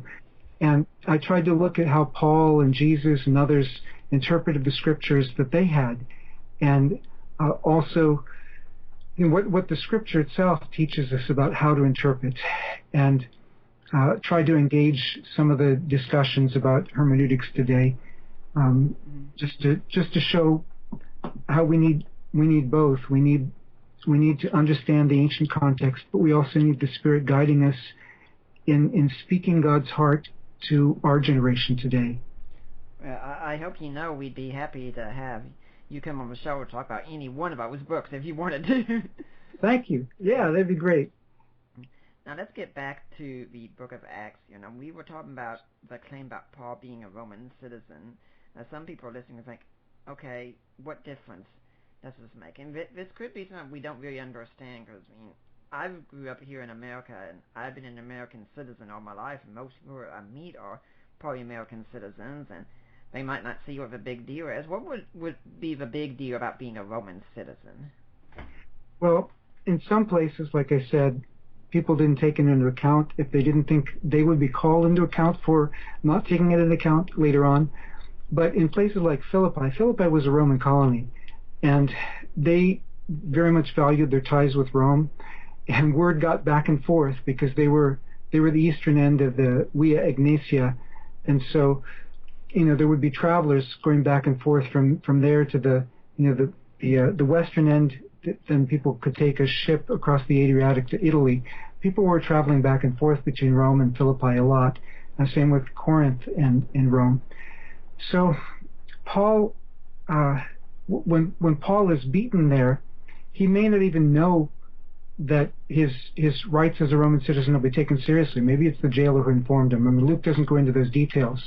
But technically, to beat somebody who was a Roman citizen without trial, to put somebody in chains who was a Roman citizen without trial, was illegal. It was against Roman law. And so any place they could be called to account for that later would get very nervous, so he's able to use that to his advantage. Later on, he's able to prevent a beating that was actually the kind of beating called coercitio. It was the kind used to secure evidence. People sometimes died from that, so Paul doesn't wait till after the beating to let them know. In Acts chapter 22, he lets them know up front. But they've already put him in chains. So in a sense, he has an advantage, just as he had in Philippi, in that they've already broken some of the law, and so he has him kind of where he wants him in that case. But being a Roman citizen would also give him greater status. People who were Roman citizens in colonies where a lot of the residents were Roman citizens, like Philippi and Corinth, would pay more attention. Even in other places in the Greek East. In Rome, people descended from Roman citizens were Roman citizens. You had a lot of Roman citizens in Rome, although not everybody there. You had a lot of immigrants from the Greek East who weren't. But in the Greek East, even many officials were not Roman citizens. Some of them were, but many of them weren't. And so Paul had a special advantage in reaching people. Many of the cities he went to were free cities. That is, they were not colonies. Their citizens weren't automatically citizens of Rome, but they had Rome's favor in a significant way. Ephesus, Thessalonica, and so forth. Now, when you talk about Philippi, for instance, and my wife and I have done some Bible readings together, I always say when we get to Philippians 3, when Paul talks about you're citizens of heaven, I say, hi, that was a real slam to Caesar right there. Yeah, if you were in Philippi, where the citizens of Philippi were honorary, automatic Roman citizens, you would understand what it meant to be the citizen of a place where you'd never lived. The Philippians who'd never lived in Rome, but who were nevertheless citizens, would understand that. And so, same way, we are citizens of heaven. Yeah. Now, this Roman citizenship also, did it affect him when he was on trial before? I don't remember, it was either Felix or Festus, and he appeals to Caesar. He has that right as a Roman citizen, doesn't he? Yes, and that's another thing in terms of the reliability of Acts, because it helps explain how Paul gets from custody in Judea, and he was already expecting trouble. You see it in Romans 15, and then in Paul's later letters, he's writing from Roman custody. Well, how did that happen? And even from a place where you have apparently the Praetorian Guard in Philippians chapter 1, verse 13, chapter 4, I think it's around verse 22, something like that. So Paul, it helps explain Paul's letters. The entire final quarter of the book of Acts really hinges on Paul being a Roman citizen, because he only a Roman citizen could appeal to Caesar and hope to get a hearing. And it actually lets Festus off the hook in Acts chapter 25. I mean, he confers with his concilium, with his advisors, but it lets him off the hook because Paul doesn't want to be sent to Jerusalem. He says, no, it's my right as a Roman citizen not to do that. And Paul, of course, doesn't want to be ambushed in the way. He knows about what they tried to do to him back in chapter 23.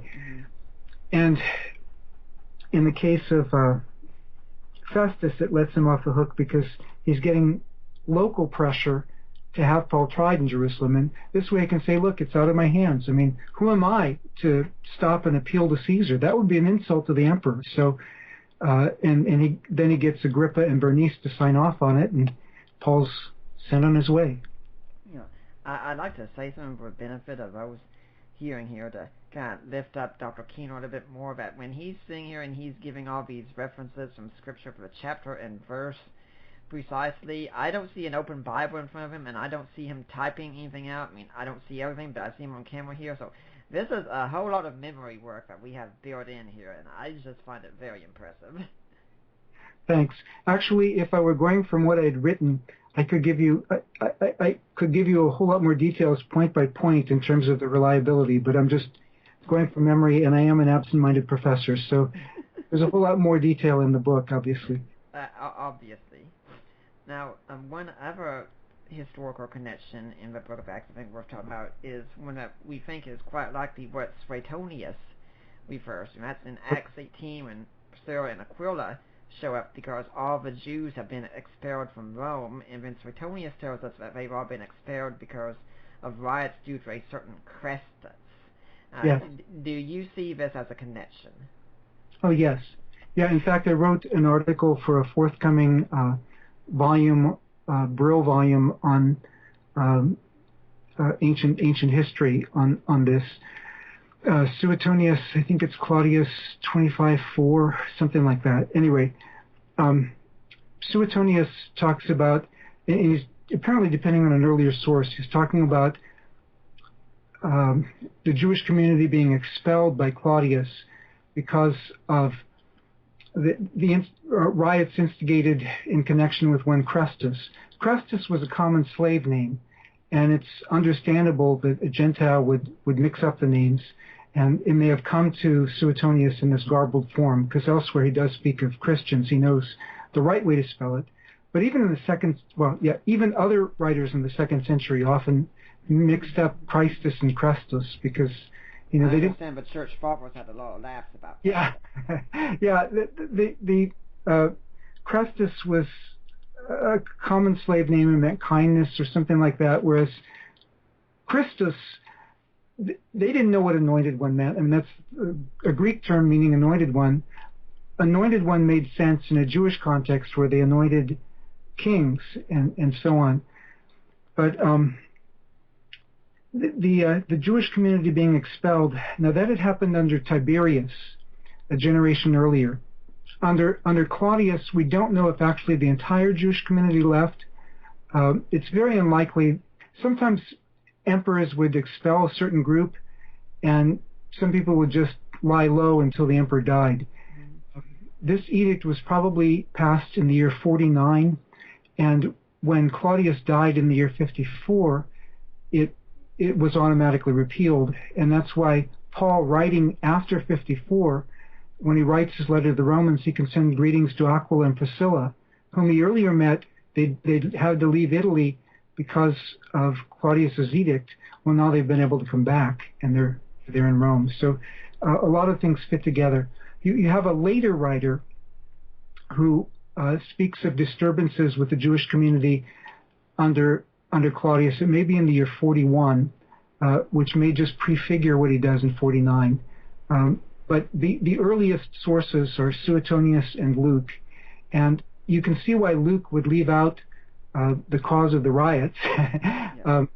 But in terms of Suetonius's account, it does show that there were debates about the Messiah in Rome already in the late 40s. So within 20 years of Jesus' resurrection. I understand there are some people who think that Suetonius is speaking, when he speaks of Christus, he simply refers to a good man and such, because supposedly that's what Christus means, but I take it you just don't really think that's very supportive of. Well, no, because he's writing in Latin, and when it's a good man, normally if you're taking it in Latin, a Greek name, it's normally because it was the person's name. Now, in terms of it being the Christ, why would Jewish people be debating and having fierce debates over somebody who just was a slave named Chrestus, but that they would be debating about Christ? Now that makes a lot more sense. Yeah. And you wouldn't think a later scribe, a Christian scribe, would put something in there about Christus and spell it as Christus, and also be talking about the stirring up of riots, and in the Jewish community, and no further explanation. I mean, it's pretty solid. Now, when you talked about Paul wanting to avoid the beatings and such, it did call to mind something else that's talked about very briefly in the book of Acts, and we don't have any reference to it, and that's the idea that Paul has a family, because it talks about his nephew. What can we gather from this? It's his sister's son. Mm-hmm. Now, there are a couple possible, there are a lot of possibilities, and so I explore possibilities in the book, but in terms of what we actually know, it's kind of limited. Mm-hmm. Paul says that he was born in Tarsus, spent his early childhood there. He was, in Acts 22:3, the wording that he uses was usually used in the ancient world to suggest that he actually spent much of his youth in Jerusalem, and then, of course, he studied under Gamaliel. That would be his advanced education, which back then normally was done in your mid to late teens, if you got to that stage of having an advanced education. So Paul could have been sent there. It was very common. Tarsus was a highly educated city, maybe more than Athens. It was maybe the philosophic capital of the ancient world, at least of Stoicism. I think Platonism was probably stronger in Alexandria. But then, in terms of what Tarsians usually did, they usually sent their own kids abroad for their advanced education to other cities. Now, I think that probably more likely than that is that Paul's whole family had moved to Jerusalem, because Paul says in Acts chapter 23 that he's from a family of Pharisees. He's from a Pharisaic family, and we don't really have evidence for Pharisees in the diaspora outside of Judea and Galilee. So my thinking is that probably Paul's whole family had moved there, and that's why his sister is there. It's not just that the family later decided to send Paul's nephew there as well. I think probably the whole family was there. The plot against Paul was from some young men, and this nephew was a young man too, so probably heard about it through the grapevine. We find all over the place in ancient literature that plots and things that were supposed to be kept secret didn't stay secrets very long. They usually got leaked, and that seems to be the case quite often. In plots against Paul were usually leaked. He was able to work around them. I've been told, in fact, that's one of the meanings behind the phrase I uses in Acts 26 when he's talking to Festus, I think it is, where he says, "These things were not done in a corner," which means you're not talking about secret events, you're talking about everything about the life of Jesus was public. Yes. Yeah, that's true. I think that's Acts 26:26. Abraham O'Herby at Yale wrote an article on that, comparing the use of that in philosophic literature, but even more broadly, it's definitely emphasizing that the events were public events. Now, what do you think about the idea, since we talked a little bit about Paul having a saying that he could have been married at one point in his life, because most rabbis, and Paul definitely was one, were married. Do you think there was any evidence for that? Was Paul maybe a widower or what? No, I don't think there's evidence for that, actually. That's often based on, people say, well, Paul, in Acts chapter 26, I believe it is, maybe it's 22, I think it's 26. In one of his accounts of his conversion, he says that when Stephen was being stoned, I think it's 26, he said that he cast his vote against him, or he cast his, people say, so he must have been a member of the Sanhedrin, and therefore he must have been married. First of all, the requirement for Sanhedrin members to be married comes from later rabbinic literature. It doesn't describe accurately the situation in the first century, because most of the members of the Sanhedrin, or the majority anyway, were Sadducees. They didn't care what Pharisees, from whom later rabbinic ideas came, they didn't care what they thought. It was more important that you remember the aristocracy and that you supported the ruling powers. But secondly, when Paul says he cast his vote, the Greek word there is a word that means pebble as well as vote. And it's kind of a play on words, because as the others were casting their stones, Paul says, I cast my pebble.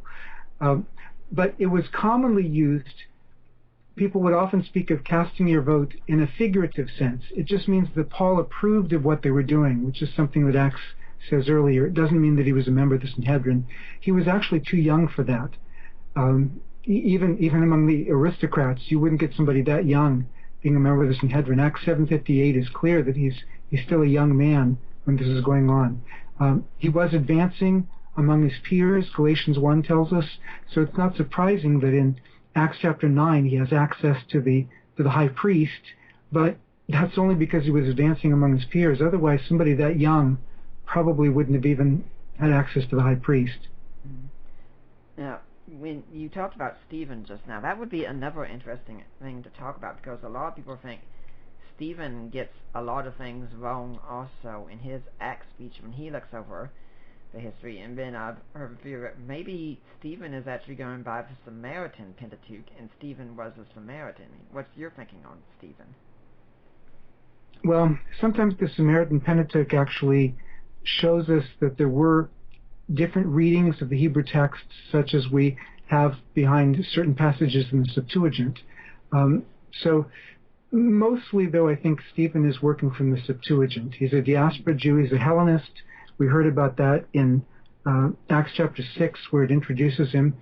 So he's primarily Greek-speaking. I don't think he was influenced by the Samaritans directly. I mean, I know the arguments for that, and I respect the scholarship that goes into them, but I think it's more likely that he's just using the Septuagint. But then that's the Greek version of the Old Testament, the standard Greek version, and that's what probably from the tomb inscriptions of the Sadducees we would expect. Okay, they used so much Greek. Probably a lot of them used the Septuagint, the Greek version. Also, the accusers are from the synagogue of the Libertini and or the freed persons, and it mentions all the locations that they came from. These were locations in the Greek-speaking diaspora, Alexandria and so on. So he's using the version that would relate to his audience best. Sometimes Stephen condenses things in the Old Testament, because his issue isn't sometimes he telescopes narratives, but we've seen Luke do that, like in comparing Luke 24 and Acts chapter 1. Sometimes he'll telescope events too. I mean, he's got one fleshed out scene in Acts chapter 1, but before then he talks about 40 days. Well, if you just read the end of Luke chapter 24, you wouldn't know it was 40 days. This is just part of the way people were free to write back then, and they did. What about what happened when Stephen died? Because normally we get told that Jews didn't have the right to put people to death, but my understanding is it quite likely wasn't like an official sanction. It was just a mob riot that broke out of control. It shouldn't have happened that way, but it happened. Yeah, it's like a mob lynching, because the Roman governor actually didn't live in Jerusalem. He came to Jerusalem for festivals. He lived in Caesarea, and so there was nobody there really to stop him. There was a contingent cohort of soldiers on the Temple Mount and the Fortress Antonia, but if he was stoned somewhere else other than in the temple, they did intervene when Paul was about to be killed in Acts chapter 21, but if this wasn't in the temple, then it wouldn't have happened that way. And the way that Stephen is executed, it's really interesting in terms of the background, because normally when a prisoner was to be executed, they were supposed to confess their sins.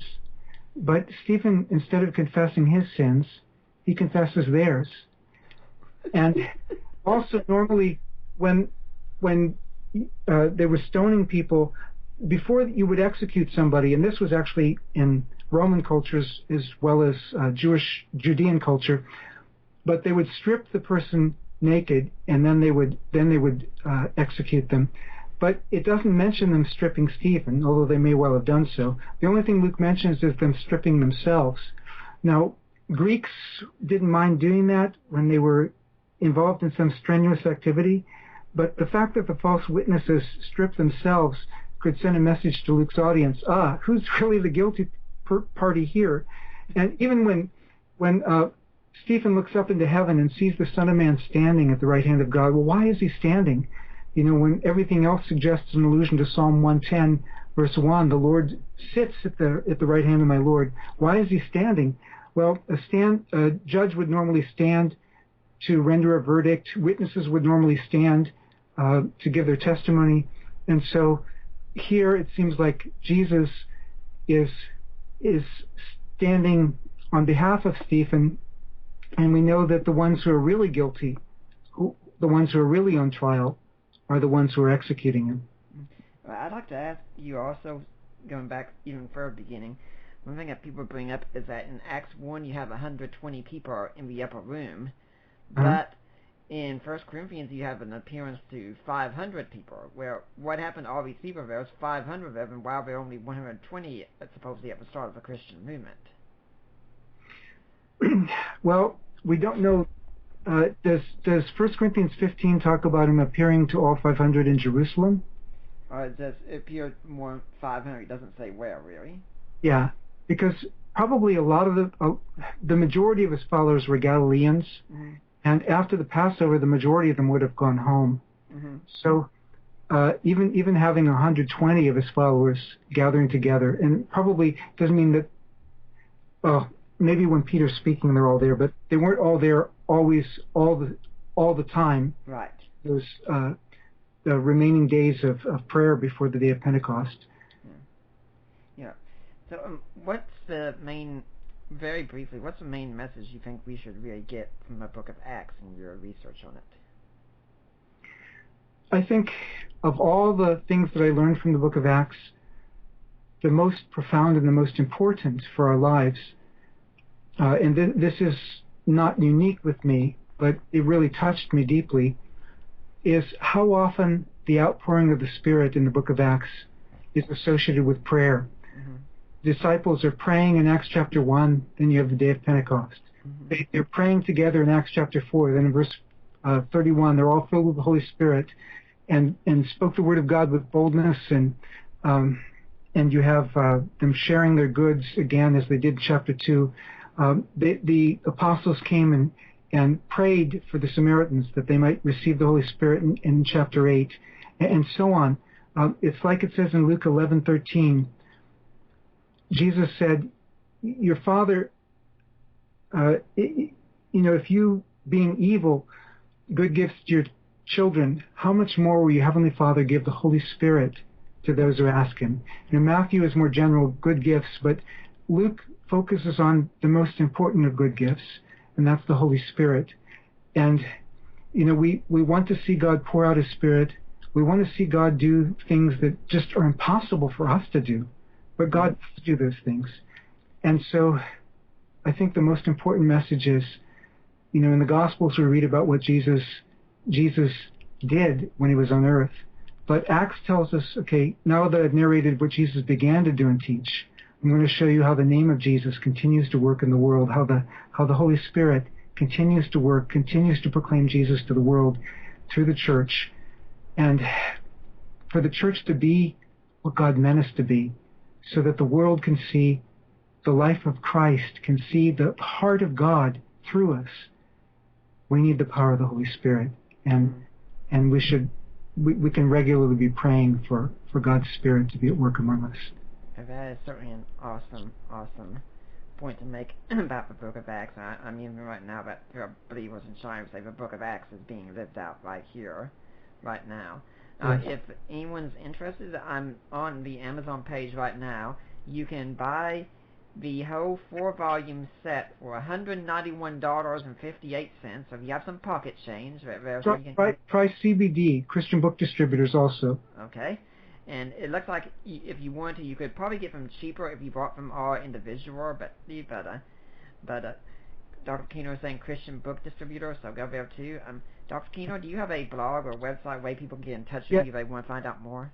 Yeah, but the Christian Book Distributors has it at the moment for like $137. It may go up, but my blog is www.craigkeener.com, and you can get. I did a 23-hour lecture course on video on Acts. It's free there.